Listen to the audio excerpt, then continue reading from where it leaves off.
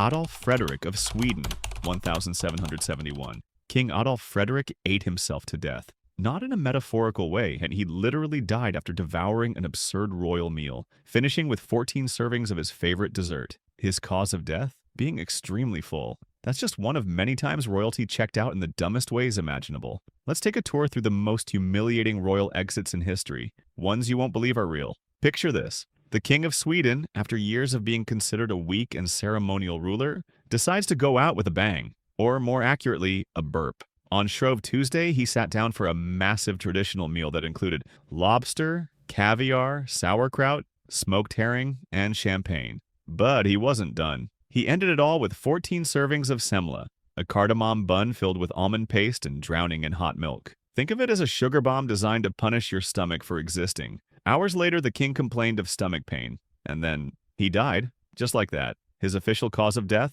Digestive problems, which is the royal way of saying ate himself into the afterlife. He's remembered in Sweden today, mostly as the guy who overdosed on dessert. Joseph I of Austria, 1711. Imagine surviving war, rebellion, and palace politics, only to be defeated by a bar of soap. That's basically what happened to Joseph I, Holy Roman Emperor and ruler of the Habsburg dynasty. He was young, powerful, and, in a shocking twist for his time, very concerned about hygiene. Unlike most royals of his day, Joseph actually bathed. The problem? He bathed with other women, lots of them, and one of them gave him smallpox. According to court records, Joseph believed that regular sexual activity with different partners was a good way to stay healthy.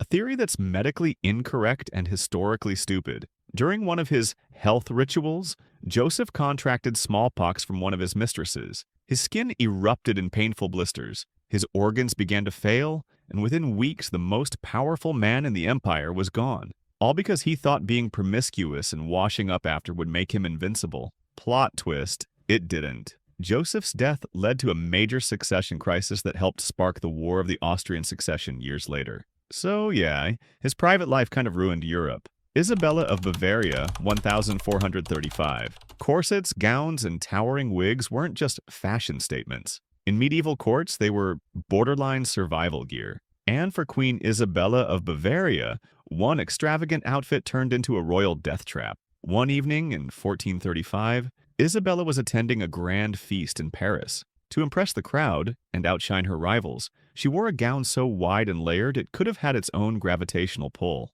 The dress was adorned with gold thread, lace, and, the real killer, wax-coated linen to give it that glowing appearance in candlelight. You already know where this is going. During the banquet, a candle fell. The flame hit the waxed fabric, which ignited instantly. Within seconds, Isabella became a human torch in the middle of the royal hall. The crowd panicked. Her ladies-in-waiting tried to help, but their own massive dresses only made things worse. The fire spread. By the time someone brought water, Isabella had already suffered fatal burns across most of her body. She died a few days later, officially from infection, but really from her fashion choices. Isabella's death triggered a wave of fire-safe reforms for royal clothing, but not before a dozen other nobles suffered similar fates. Apparently nothing says luxury like spontaneously combusting at dinner. King Alexander I of Greece, 1920. You'd think that dying from a war, a political coup, or even an assassination attempt would be standard fare for a European king. But no,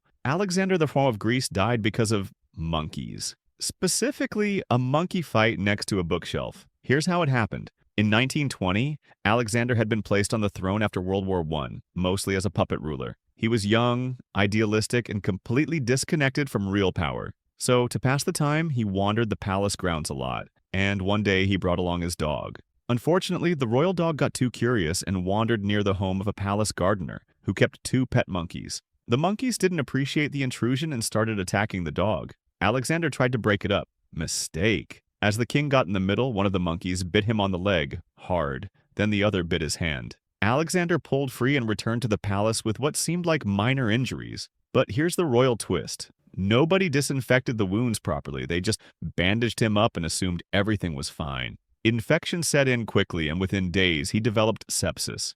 Doctors tried to amputate his leg. Too late. His organs began to fail, and just a few weeks later, King Alexander was dead at 27. The country was so unprepared for his death that it triggered a massive political crisis. contributing to the return of the monarchy's previous ruler and eventually plunging Greece into years of instability. All because he got between two monkeys and his dog. Monkeys 1, monarchy 0. Pharaoh Tutankhamun, circa 1324 BC. You probably know Tutankhamun, aka King Tut, as the boy pharaoh whose golden mask became the most iconic image of ancient Egypt. What you may not know is how bizarre and embarrassingly avoidable his death likely was. For years, historians blamed his early death, around age 19, on a chariot crash. Others said epilepsy. Then a newer theory emerged. He died from an infected mosquito bite, that he scratched too hard. Let's break this down. X-rays of his mummy revealed a fractured leg, but no signs of violent trauma elsewhere. In 2010, genetic tests and CT scans suggested that Tut had malaria. Not just once, but multiple infections throughout his short life. Combine that with a weakened immune system, a broken leg, and possible gangrene, and suddenly a mosquito becomes Egypt's most deadly assassin. But wait, it gets worse. One theory says he may have scratched a bite on his leg, opening a wound that got infected and never healed. Another theory suggests that medical treatment at the time made things worse. Ancient Egyptian remedies included things like crocodile dung, moldy bread, and honey, which are a bit of a gamble when your life's on the line. Tut's death threw Egypt into political chaos. His successors tried to erase him from history entirely, which is ironic, considering how obsessed we are with him now. So yeah, the most famous pharaoh in the world may have been taken out by a bug bite. Immortality? Great. Insect repellent? Not included. Tsar Alexander I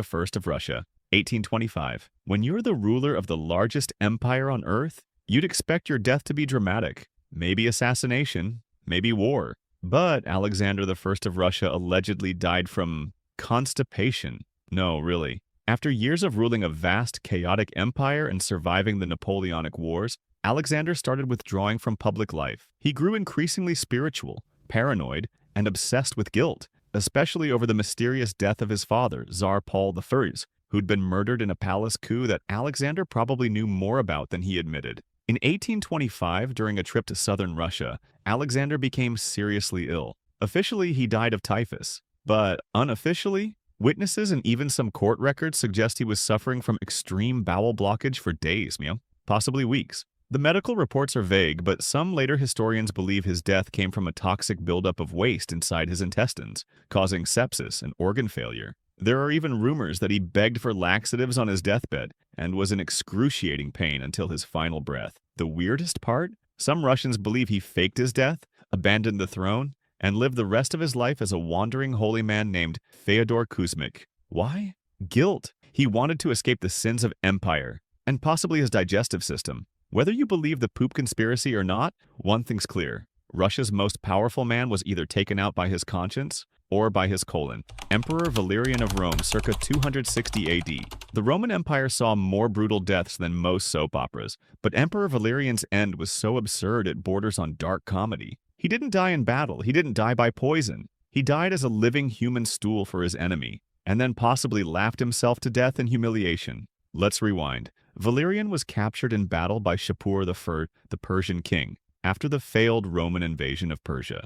Rather than ransom him or execute him, Shapur had something far more creative in mind. He kept Valerian alive as his personal footstool. Historical sources, like Lactantius, describe how Shapur would step on the former emperor's back or neck every time he mounted his horse. For years, Valerian, once the most powerful man in the known world, served as a literal stepping stool for the enemy. It gets worse. After Valerian eventually died, likely from illness, age, or sheer humiliation, Shapur allegedly had his body flayed, stuffed with straw, and put on display, like some twisted piñata of revenge. Now here's where things get truly bizarre. Some accounts say that during his captivity, Valerian began laughing uncontrollably at the absurdity of his own downfall. He reportedly mocked himself and his fate with such dark humor that his captors thought he'd gone mad. Whether he'd laughed himself into a stroke, or just gave up entirely, that's up for debate. But one thing is clear, no emperor in history went out in such ridiculous, undignified style. Empress Zoe Porphyrogenita of Byzantium,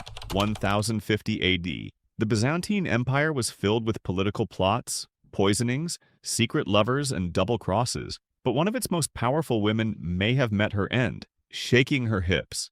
Zoe Porphyrogenita was no ordinary empress. She was born into power, ruled alongside 3 different husbands, one of whom she allegedly poisoned, and even shared the throne with her sister, which went about as well as sharing a pizza with someone you hate. By the time Zoe reached her 60s, she had already survived multiple palace coups, arranged strategic marriages, and outlived most of her enemies. But like many Byzantine royals, she wasn't ready to fade into the background, so she threw lavish parties. And at one of these gatherings, Zoe, elderly, powdered, and draped in heavy imperial robes, decided to entertain the court by belly dancing. The move stunned the nobles. She was still elegant, but clearly pushing her limits. According to chronicles, Zoe collapsed mid-dance. Some said it was a stroke, others claimed it was a heart attack. But the cause doesn't really matter because the image sticks. An elderly empress trying to twerk in full Byzantine regalia before collapsing on a marble floor. There were whispers that her final performance was staged to prove she was still youthful and desirable,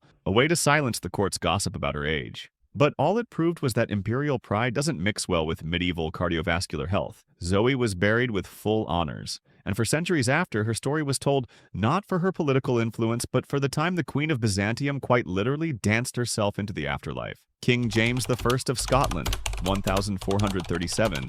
If there's one thing kings fear more than rebellion, it's embarrassment. And in the case of King James I of Scotland, that fear may have killed him in the most awkward way imaginable. James was a reformer. He spent years trying to centralize power, control the unruly nobility, and clean up royal finances. But as any good medieval ruler knew, that also meant making enemies, especially among nobles who were used to doing whatever they wanted. And James had a talent for ticking off exactly the wrong people. One cold February night in 1437, while staying in a monastery in Perth, James decided to use the toilet. Problem: it was an old, stool-style latrine that drained into an underground cesspit. Now this wouldn't be a big deal. Except James had ordered the only escape tunnel in the room to be sealed up months earlier because the smell from the drains annoyed him. His royal nose couldn't take the stench. Ironically, that blocked tunnel would have saved his life. That same night, a group of assassins, loyal to a rival noble family, broke into the building.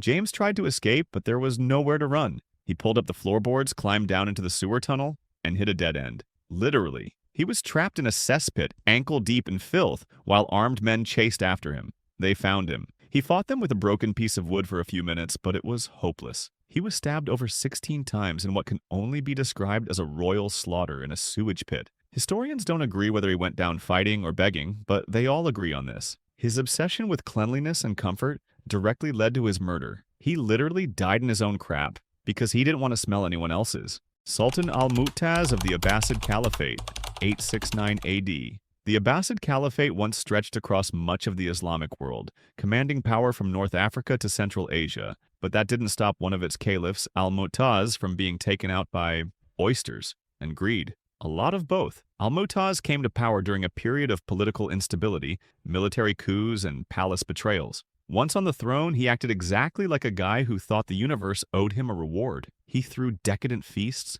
taxed everyone into oblivion, and ate like a man trying to fill an emotional void with food. One of his favorites? Raw oysters, drenched in vinegar and exotic spices. According to historians of the time, al-Mu'taz believed oysters increased his masculine vigor, so he ate them by the dozens, sometimes by the hundreds, in a single sitting. His court physicians warned him repeatedly that this wasn't safe, especially with the sweltering heat of Baghdad during the summer months, where spoiled shellfish was basically seafood roulette. He didn't care, he kept eating. And one day, after a long feast filled with oysters and wine, he collapsed in convulsions. His stomach bloated, his skin turned pale, and he began vomiting violently. Within 24 hours, the ruler of the caliphate was dead, most likely from food poisoning or a severe case of shellfish-induced sepsis. But the irony didn't stop there. After his death, rumors spread that the oysters weren't just dangerous. They were deliberately spoiled by enemies and his kitchen staff, trying to eliminate him without a trace. Assassination by oyster.